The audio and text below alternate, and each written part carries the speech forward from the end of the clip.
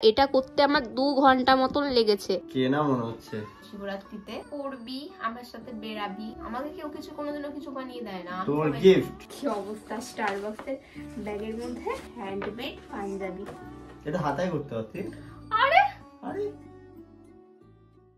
Hello everyone, welcome back to my channel, welcome আর new video. তোমরা যারা আমার ব্লগ দেখো, ভিডিও দেখো, তারা অনেকেই সৌরভকে এই পাঞ্জাবিটা পরে দেখেছো। এই পাঞ্জাবিটা ও বলতে পারো প্রত্যেকটা অকেশনেই পরে। সামনে আবার আসছে শিবরাত্রি, ও শিবরাত্রিতেও এটা পরবে ভেবেছে। তো আমি না ভাবলাম যে প্রত্যেকবারই রেড পাঞ্জাবি, সামনেই শিবরাত্রি আসছে, ভাবলাম তো এই পাঞ্জাবিটা যেহেতু পরবে, এই পাঞ্জাবিটাকেই নতুন করে একটু বানিয়ে দিই ওকে। আমার আগের যে ভিডিওটা, মানে ভ্যালেন্টাইনে যে সৌরভকে হ্যান্ডমেড একটা ফটো ফ্রেম বানিয়ে দিয়েছিলাম, ওই ভিডিওটা তোমরা অনেক পছন্দ করেছো। ইনস্টাতে 4 মিলিয়ন ভিউ, ফেসবুকে 1.5 মিলিয়নেরও বেশি ভিউ। আর আমাকে অনেকে কমেন্টও করেছো যে এই ধরনের আরো কিছু হ্যান্ডমেড DIY কিছু বানাতে। আমি ওর বাড়িতে গিয়ে পাঞ্জাবিটা নিয়ে এসেছি, বাট আমি না ওকে বলিনি যে আমি কিছু করব, মানে ওকে আমি জানাইও নি কি। ওর মায়ের থেকে আমি পাঞ্জাবিটা নিয়ে চলে এসেছি। দেখো কালার নিয়ে বসেছি, কম্পাস, পেন্সিল সবকিছু নিয়ে না বসে পড়েছি আমি কিছু ড্র করব বলে পাঞ্জাবিটার ওপরে। দেখো আমি এই যে এই জায়গাটা কিছু কলকা আঁকবো, অলরেডি আমি পেন্সিল দিয়ে এখানটা ড্রয়িং করে নিয়েছি একদিকেরটা। এটা করতে আমার 2 ঘন্টা মতন লেগেছে। আমি অনেক ধৈর্য নিয়ে করছিলাম, কারণ আমি এইসব কাজ না ফার্স্ট টাইমই করি, আর তোমাদের সাথে ফার্স্ট টাইমই শেয়ার করি। তো আমি চাই না যে ভুলবশত কিছু ভুল হয়ে যাক। চলো, আমি বিশাল এক্সাইটেড এটা বানানোর জন্য, প্রচুর নার্ভাসও হয়ে আছি, কারণ একটু যদি ভুলভাল হয়ে যায় কিছু পুরো নষ্ট হয়ে যাবে জিনিসটা। তোমরা দেখতে থাকো আমি কিভাবে বানাচ্ছি, ঠিক আছে? জানো তো, জিনিসটা দেখে যতটা সহজ মনে হচ্ছে যে কোনো ব্যাপারই না, এঁকে নেব, আমি এরকমই ভেবেছিলাম প্রথমে। বাট যখন আমি ড্রয়িংটা করতে গেলাম তখন আমি বুঝতে পারলাম যে না, বিশাল কঠিন। এমনিতে এটা ডার্ক কালারের পাঞ্জাবি, তার উপর পেন্সিলের ছাপ উঠছিল না, আমাকে বারবার করে ড্র করতে হচ্ছিল এক জায়গা। বাট পুরো কাজটা কমপ্লিট হয়ে গেছে, পেন্সিলের যা কাজ আছে। তো দেখে নাও এই যে পাঞ্জাবিটা এখন কিরকম লাগছে, অ্যান্ড একদম দেখাবো তোমাদের পেন্টিং হওয়ার পরে কিরকম লাগবে। আমার কালার, এই যে ব্রাশ, চলো। কালার করার আগে আমি পাঞ্জাবির ভেতরে কিছু একটা রাখতে চাইছিলাম যাতে জামাটার অন্য দিকে রং না লাগে, আর আমি কিচ্ছু পাচ্ছিলাম না, পিচ বোর্ড টাইপ কিছু পাচ্ছিলাম না যেটা রেখে আমি ভালো করে ড্রয়িং করতে পারবো। আর আমার প্লে বাটনের যে বক্সটা ছিল ওটাকেই মনে হলো একদম পারফেক্ট ওর ভেতরে ঢুকিয়ে রং করার জন্য। এক কথায় বলতে পারো একটা সস্তার জোগাড়। আর সিরিয়াসলি আমার এত হাত কাঁপছিল, আমি না পাচ্ছিলামই না করতে।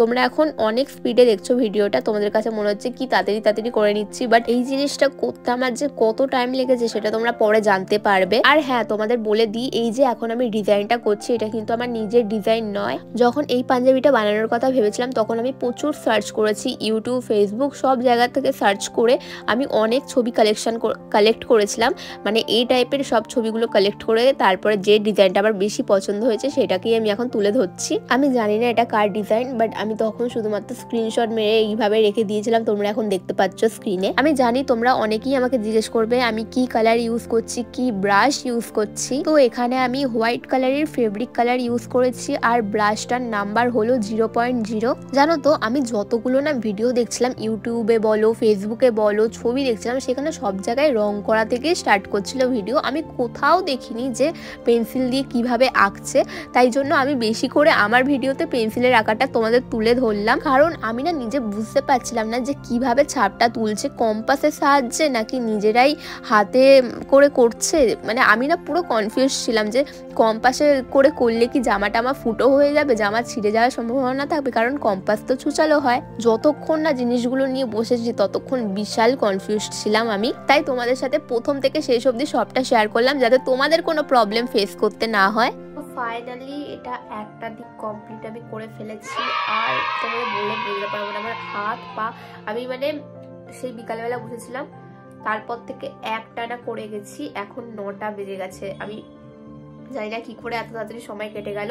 সবে এইটুকু কমপ্লিট হয়েছে, এখনো বাকি আছে। আমি একটু রেস্ট নিচ্ছি, কারণ হাত মাত কাঁপছে, আমার পাটা কাঁপছে, কারণ আমি একভাবে বসেছিলাম, আমারটা আটকে গেছে। আমি বলছিলাম না, এই জন্যই আমি পিচ বোর্ডটা দিই, যদি এটা না দিতাম তাহলে কি হতো, তোমার উল্টো দিকে লেগে যেত। যাই হোক, কলকাটা কেমন লাগছে বলো আমাকে। হ্যাঁ, ভালো লাগছে তো? ওরকমই কিন্তু এখানে এই দিকেরটাও করবো। আমি এদিকেও না সেম ডিজাইনই করছি এখন। আর ওই সাইডে রং করতে গিয়ে না আমার হাতের স্পিডটা একটু বেড়ে গেছিল, তো এই দিকের আঁকাটা মানে ড্রয়িংটা আমার একটু ফাস্ট হচ্ছিল বলতে পারো। আর এই দিকের কলকাটার সাইজটাও অনেকটাই ছোট ছিল। দেখো আমি তোমাদের বললাম না যে আমি এই জিনিসটা বানানোর আগে অনেক রিসার্চ করেছি। আমি চাইলে না সৌরভকে কিনেই দিতে পারতাম, বাট ভালোবাসার মানুষকে ভালোবেসে কিছু বানিয়ে দেওয়ার মধ্যে আলাদাই একটা মজা থাকে। কাজটা আমি শুরু করেছিলাম দুপুর 2টোর সময়, আর শেষ হতে হতে কটা বাজবে সেটা তো তোমরা দেখতেই পাবে। আমি একটানা বসে এক মনে ড্রয়িং করছিলাম। হ্যাঁ, মাঝে মাঝে আমি উঠছিলাম ক্যামেরার অ্যাঙ্গেল চেঞ্জ করার জন্য, যাতে চারিদিক থেকে তোমরা আমার কলকা আঁকাটা দেখতে পারো। আমি ভেবেছিলাম আমার হয়তো 2 ঘন্টায় কাজটা শেষ হয়ে যাবে, বাট আমি ভাবতে পারিনি যে এত টাইম লেগে যাবে। আশা করি সৌরভের এই ডিজাইনটা পছন্দ হবে, আর যাতে পছন্দ হয় সেটা ভেবে আমি আরো ভালো করে কাজটা করার চেষ্টা করছিলাম। আর দেখতে তো পাচ্ছই ডিজাইনটা কিন্তু অলরেডি কমপ্লিট হতে চলেছে। আচ্ছা, তোমরা কি কখনো তোমাদের পছন্দের মানুষটার জন্য এত কষ্ট করে কিছু বানিয়েছো? যদি বানিয়ে থাকো তাহলে অবশ্যই আমার সাথে শেয়ার করো কমেন্ট বক্সে, কারণ তোমাদের কমেন্ট পড়তে আমার অনেক ভালো লাগে। জানি ডিজাইনটা এখনো কমপ্লিট হয়নি, তাও বলছি প্লিজ এখনই একটা লাইক করো, কারণ অনেক কষ্ট করে তোমাদের জন্য ভিডিওটা তুলেছি। ডিজাইনটা যদিও আমার নয়, বাট তারপরেও কিরকম লাগছে অবশ্যই কিন্তু আমাকে বলো। আর হ্যাঁ, যে ছবিটা দেখে আমি বানাচ্ছি আমি একটু কিছু কিছু জায়গা চেঞ্জ করেছি, তোমরা এই ছবিটা দেখলেই বুঝতে পারবে। আমার যেগুলো সহজ মনে হয়েছে সেই অনুযায়ী আমি ড্রয়িংটা করেছি কলকার। আমি না প্রথমে ভেবেছিলাম সৌরভকে সাদা পাঞ্জাবির ওপর বানিয়ে দেবো, কারণ সাদা পাঞ্জাবির ওপরে পেন্সিলের কালারটাও ভালো করে বসে। আর তারপরে মনে পড়লো ওর তো সাদা পাঞ্জাবি অলরেডি আছে, তারপরেও যদি আমি সাদা পাঞ্জাবির ওপর ড্রয়িং করি এরকম কিছু বানিয়ে দিই তাহলে দুটো সেম সেম বাট ডিফারেন্ট হয়ে যাবে। আর দেখো ফাইনালি আমার কাজ কিন্তু কমপ্লিট হয়ে গেছে, জাস্ট ওপরের বিন্দিগুলো বাকি আছে, যেটা আমি ঝটাপট সেরে নেওয়ার চেষ্টা করছি, কারণ আমি বিশাল এক্সাইটেড ছিলাম জিনিসটা লাস্টে কিরকম দেখতে লাগে সেটা দেখার জন্য। এই দেখো এটা ফাইনাল লুক, বাট এটা কিন্তু ফাইনাল নয়, এখনো কিছু ড্রয়িং বাকি আছে যেটার কথা আমি একদমই ভুলে গেছিলাম। তো মনে পড়ার সঙ্গে সঙ্গে আমি আর একদমই লেট না করে স্টার্ট করে দিই সবকিছুটা। এই ডিজাইনটা যেটা করছি এটা না দুদিকেই ছিল, বাট আমি একদিকেই করে রাখলাম যাতে একটু সবার থেকে অন্যরকম হয়। আর এখন আয়রন করে নিচ্ছি, এতে কালারটা আরো ভালো করে বসে যাবে। ফাইনালি আমার কাজ কমপ্লিট হয়ে গেছে। আমি তোমাদের আগে দেখাতে চাই এখন কটা বাজে, 12:48 AM। এখন ডিনার করবো, তারপরে ঘুমাবো।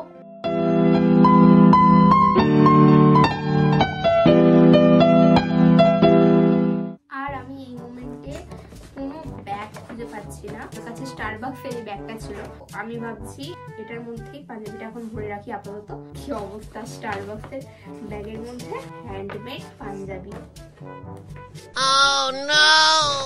চলো আমি একেবারে কালকে তোমাদের সাথে দেখা করছি যখন সৌরভকে এই গিফটটা দেবো। তোমাদের কাছে তো 1 সেকেন্ডেই সকাল হয়ে যাবে, বাট আমার একটু রেস্ট দরকার, আমার শরীরের ব্যাটারি লো হয়ে গেছে। তো চলো দেখা হচ্ছে কালকে। তো আজকে নেক্সট দিন হয়ে গেছে, আমি ওয়েট করছি কখন সৌরভ আসবে। ফোন করলাম 10 মিনিট আগে, ও আমাকে বললো যে হ্যাঁ আমি আসছি, এই বেরিয়ে গেছি আসছি। এখন 10 মিনিট হয়ে গেছে। এই দেখো আমি পুরো ring light stand set up করে বসে আছি। হ্যালো, হ্যালো, কোথায় রে ভাই? 10 মিনিট আসছি মোবাইলের দোকানে। তুই মোবাইলের দোকানে চলে গেছিস? আমি তোর জন্য বসে আছি এখানে, কখন ধরে ওয়েট করছি। কিছু বুঝতে পারিসনি তুই? কত টাকা পড়লো? ফাইনালি চলে এসেছে সৌরভ, গাড়ির আওয়াজ পেয়ে গেছি আমি। ওই দেখো ওখানে আমার পমি ঢুকে শুয়ে আছে, কারণ বাইরে কার বিয়ে হচ্ছে জানি না, বাজি ফাটছে, আর বাজির আওয়াজে পমি প্রচুর ভয় পায়।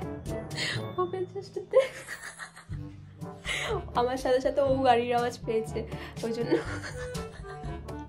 ভিখারিদের মতন জামা পরে দেখো দেখি। ছি ছি, বাবা মেয়েদের কালার নিয়েছে। বাবা পার্পল কালার মানে তো বিটিএস। দেখো এতগুলো ফোন। ও এটা ডেমোটা নিয়ে এসেছিস? ডেমো? এটা কার ফোন? দেখো ফোন চলছে। ও আচ্ছা, এটা তোর বাবার ফোন। এটা আমার। স্টার্ট। আরে ধর ব্যাগ। স্টারবাকস? আরে স্টারবাকসটা ছাড়, তুই দেখ আমার ব্যাগ নেই ওই জন্য। কফি। 12 ঘন্টা করে 12 ঘন্টার কাজ। হ্যাঁ ওয়াও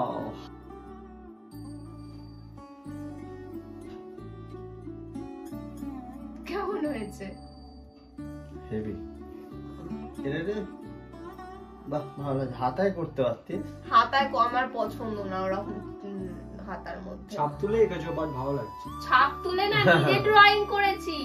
ও আচ্ছা আচ্ছা, ভিডিও ছাড়বো, দেখে নিবি। পুরো নতুনের মতো লাগছে। এটা মানে সিম্পল ছিল বলে বোঝা যাচ্ছিল না, বোঝা যাচ্ছে না।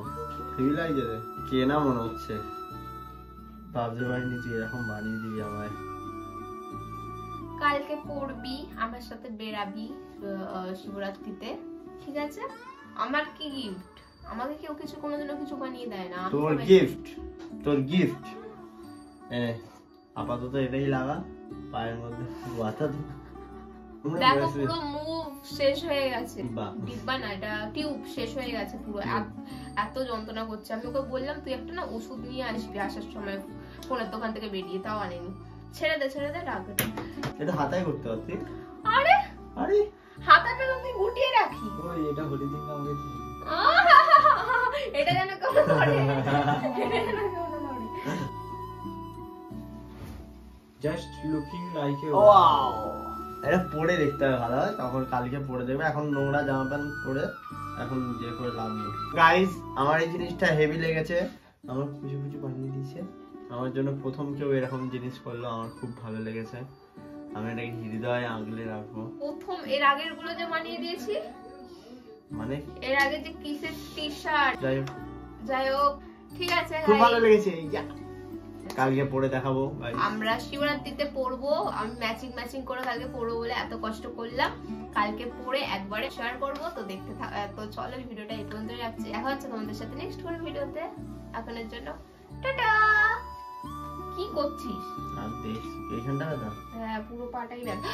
ব্যথা করিস না। ব্যথায় ব্যথা পারে জানিস।